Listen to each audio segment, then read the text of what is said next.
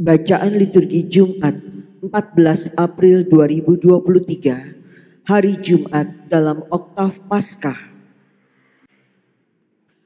Bacaan dari Kisah Para Rasul. Sekali peristiwa, sesudah menyembuhkan seorang lumpuh, Petrus dan Yohanes berbicara kepada orang banyak. Tiba-tiba mereka didatangi imam-imam dan kepala pengawal bait Allah, serta orang-orang Saduki. Mereka ini sangat marah karena Petrus dan Yohanes mengajar orang banyak dan memberitakan bahwa dalam Yesus ada kebangkitan dari antara orang mati. Maka mereka ditangkap, lalu diserahkan ke dalam tahanan sampai keesokan harinya. Karena hari telah malam. Tetapi di antara orang yang mendengar ajaran itu, banyak yang menjadi percaya, sehingga jumlah mereka menjadi kira-kira 5.000 orang laki-laki. Pada keesokan harinya, pemimpin-pemimpin Yahudi serta tua-tua dan para ahli Taurat mengadakan sidang di Yerusalem dengan imam besar Hanas dan Kayafas, Yohanes dan Alexander, dan semua orang lain yang termasuk keturunan imam besar. Lalu Petrus dan Yohanes dihadapkan kepada sidang itu dan mulai diperiksa dengan pertanyaan ini. Dengan kuasa manakah atau dalam nama siapakah kamu bertindak demikian itu? Maka jawab Petrus penuh dengan Roh Kudus, "Hai pemimpin-pemimpin umat dan kaum tua-tua, jika sekarang kami harus diperiksa karena suatu kebajikan kepada seorang sakit dan harus menerangkan dengan kuasa manakah orang itu disembuhkan, maka ketahuilah oleh kamu sekalian dan oleh seluruh umat Israel bahwa semua itu kami lakukan dalam nama Yesus Kristus, orang Nazaret yang telah kamu salibkan, tetapi dibangkitkan Allah dari antara orang mati.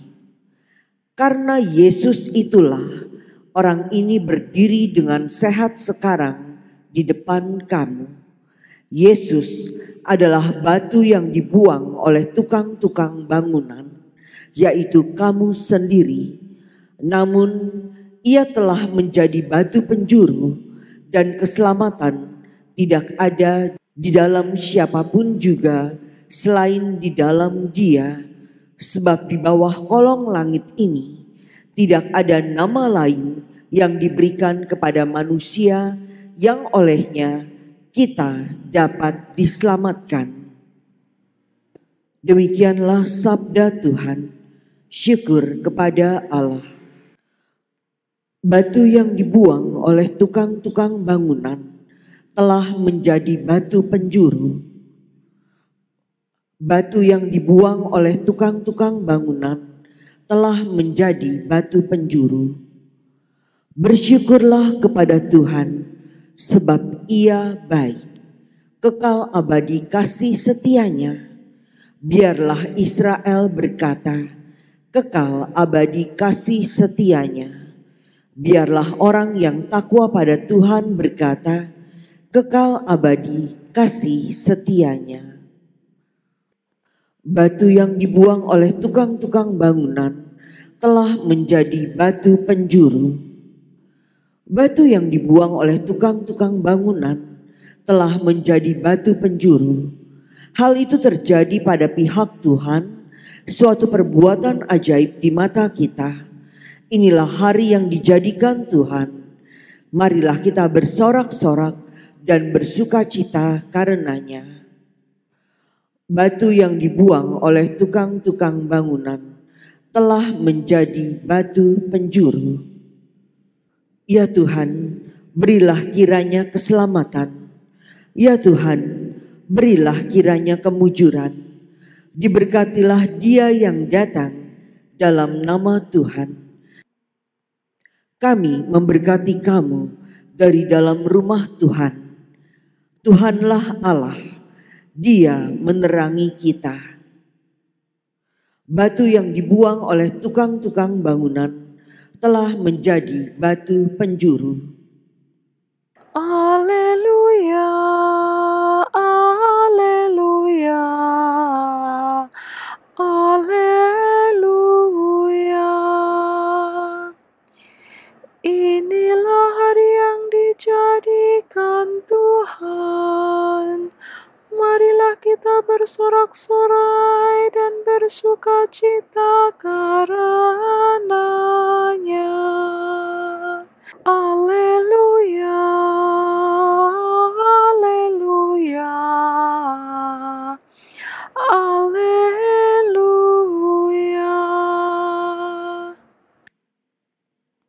Inilah Injil suci menurut Yohanes. Dimuliakanlah Tuhan. Sesudah bangkit dari antara orang mati, Yesus menampakkan diri kepada murid-muridnya di pantai Danau Tiberias. Ia menampakkan diri sebagai berikut. Di pantai itu berkumpul Simon Petrus, Thomas yang disebut Didimus, Nathanael dari Kana yang di Galilea, anak-anak Zebedeus, dan 2 orang muridnya yang lain. Kata Simon Petrus kepada mereka, "Aku pergi menangkap ikan." Kata mereka kepadanya, "Kami pergi juga dengan engkau." Mereka berangkat lalu naik ke perahu, tetapi malam itu mereka tidak menangkap apa-apa. Ketika hari mulai siang, Yesus berdiri di pantai. Akan tetapi murid-murid itu tidak tahu bahwa itu adalah Yesus. Kata Yesus kepada mereka, "Hai anak-anak, adakah kamu mempunyai lauk pauk?" Jawab mereka, "Tidak ada."